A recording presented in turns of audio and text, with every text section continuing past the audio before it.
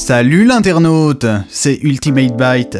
Tu utilises un ordinateur tous les jours mais tu n'as aucune idée de comment ça peut fichtrement marcher. Eh bien ça, c'était avant de voir cette vidéo. Alors oui, certains vont trouver ça trivial, mais quand je vois ce que j'ai reçu récemment après avoir posté une photo de ma nouvelle RAM sur Facebook, je sais que ça va forcément en informer plus d'un. Dédicace à toi, mon cher Brice. Alors on y va. D'abord, sachez que peu importe si l'on parle d'un PC portable ou fixe, d'un smartphone, d'une box internet, bref de quasi tout matériel électronique, la forme change mais le fonctionnement est à peu près le même.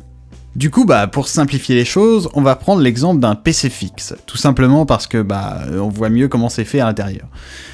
Vous savez tous que l'ordinateur est dans une boîte, le boîtier ou case en anglish, dans lequel on va loger tous les composants.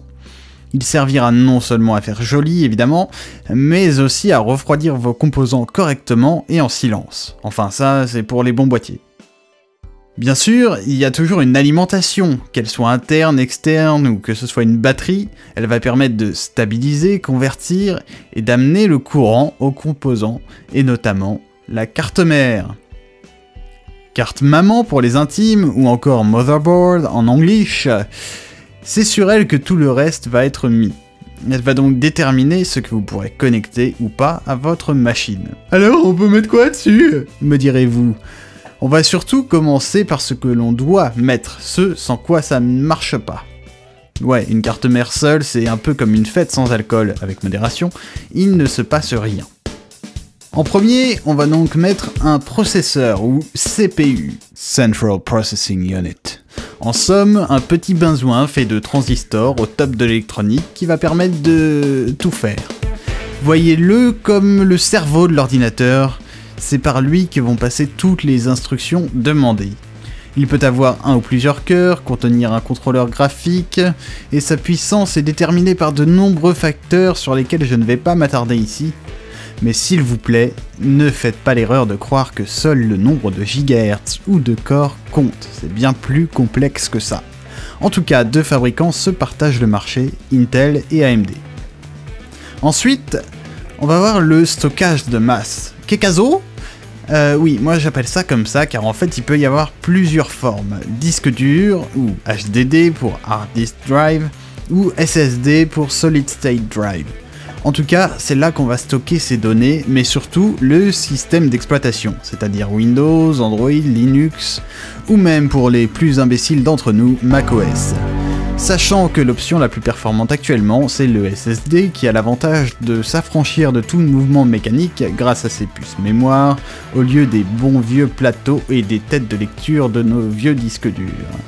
Rien ne vous empêche, cela dit, d'avoir un ou plusieurs SSD avec un ou plusieurs disques durs conjointement, si votre carte mère et votre boîtier le permettent, bien évidemment.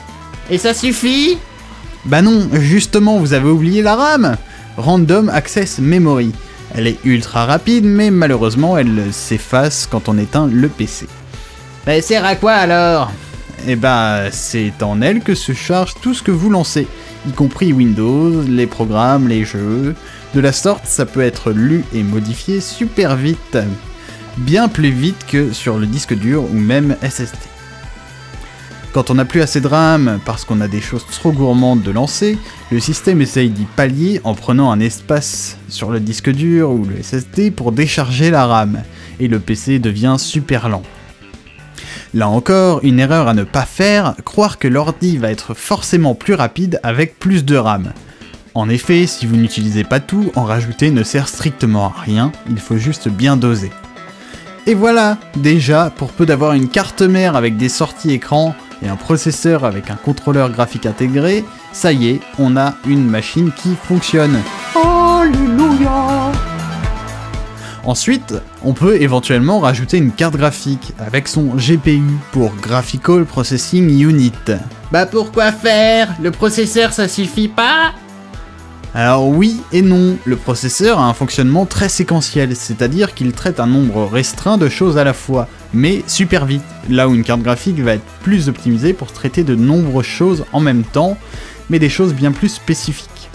Par exemple, la 3D dans les jeux, ou le rendu des effets sur des vidéos. Elle est donc élémentaire dès que l'on veut jouer à des jeux un peu gourmands, et ça peut être un plus pour nos montages vidéo par exemple. Elle va aussi permettre de brancher plusieurs écrans dans plusieurs connectiques différentes, pratique.